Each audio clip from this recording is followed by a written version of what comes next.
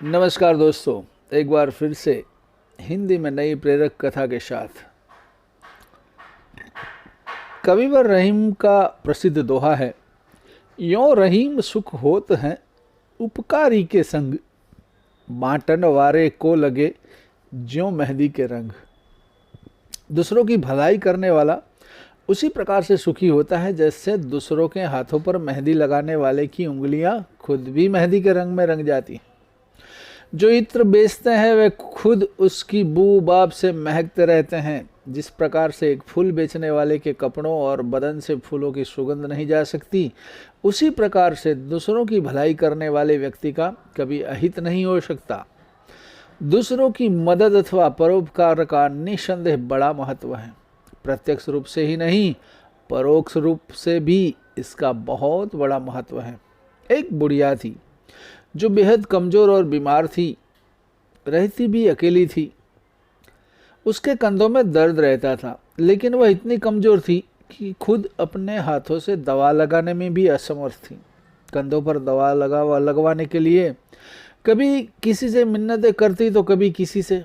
एक दिन बुढ़िया ने पास से गुजरने वाले एक युवक से कहा कि बेटा, जरा मेरे कंधों पर यह दवा मल दे, भगवान तेरा भला करेगा। युवक ने कहा कि अम्मा, मेरे हाथों की उंगलियों में तो खुद दर्द रहता है, मैं कैसे तेरे कंधों की मालिश करूं। बुढ़िया ने कहा कि बेटा, दवा मलने की ज़रूरत नहीं है, बस इस डिबिया में थोड़ा मरहम अपनी उंगलियों से निकालकर मेरे कंधों पर फैला दे। युवक ने अनिच्छा से डिबिया में से थोड़ा सा मरहम लेकर अपने एक हाथ की उंगलियों से बुढ़िया के दोनों कंधों पर लगा दिया। दवा लगाते ही बुढ़िया की बेचैनी कम होने लगी और वह इसके लिए उस युवक को आशीर्वाद देने लगी। बेटा, भगवान तेरी उंगलियों की भी जल्दी ठीक कर देगा।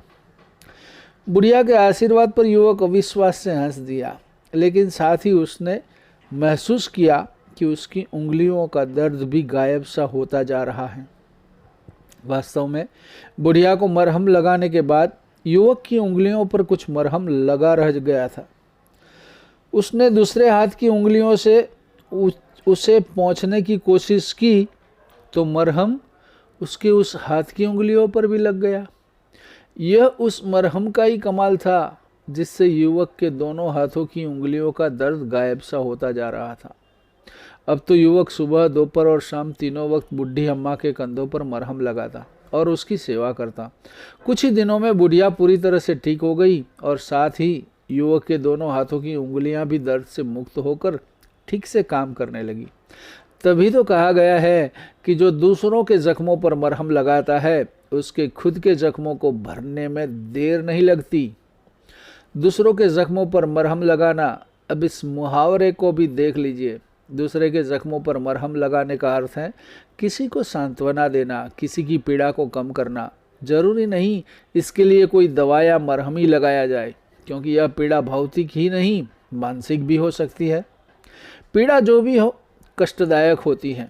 यदि कोई किसी को किसी भी प्रकार की पीड़ा से मुक्त करता है तो पीड़ित को बड़ी राहत मिलती है। वह पीड़ा को कम करने वाले या कष्ट को समाप्त करने वाले के प्रति कृतज्ञता से भर उठता है और आशीर्वाद या दुआएं देने लगता है।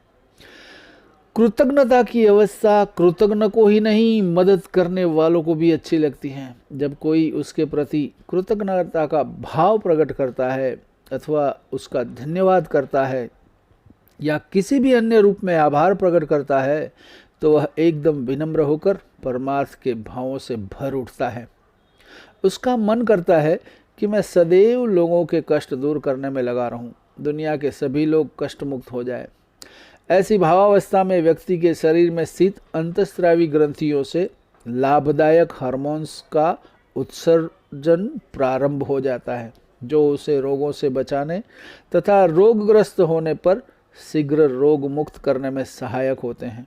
किसी की मदद करने, कोई अच्छा काम करने अथवा निष्काम भाव से कोई समाजोपयोगी कार्य करने से समाज में व्यक्ति की प्रतिष्ठा बढ़ती है और इसके लिए लोग उस व्यक्ति की प्रशंसा भी करते हैं, जिससे व्यक्ति को असीम परितुष्टि का एहसास होता है। यही असीम परितुष्टि का जो एहसास है व्यक्ति के शरीर में उपयोगी हार्मोन्स सेरोटोनिन अर्थात हैप्पी हार्मोन्स के स्तर को बढ़ा देता है, जो उसके स्वास्थ्य और रोग मुक्ति के लिए बेहद उपयोगी होता है। दूसरों की मदद करके भी हम अपने लिए रोग मुक्ति, अच्छा स्वास्थ्य और दीर्घायु सुनिश्चित कर सकते हैं, इसमें संदेह नहीं। गोस्वामी तुलसीदास जी कहते हैं, पर हित सरिस धर्म नहीं भाई, पर पीड़ा सम नहीं अधमाई। निर्णय सकल पुराण वेद कर, कहे उतात जा नहीं को बिद नर। नर शरीर धरि जे पर पीड़ा, करहि ते सहसी महाभव भीरा। करहि मोह बस नर अगनाना, स्वार्थ रत पर लोक नशाना। रामचरितमानस की ये चौपाइयाँ हैं। अर्थात दूसरों की भलाई के समान कोई धर्म नहीं और दूसरों के कष्ट देने समान कोई अधर्म, नीचता अथवा पाप नहीं।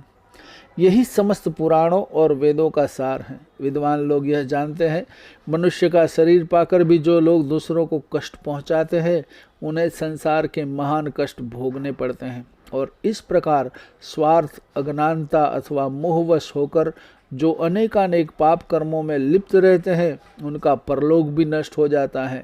गोस्वामी जी आगे भी कहते हैं,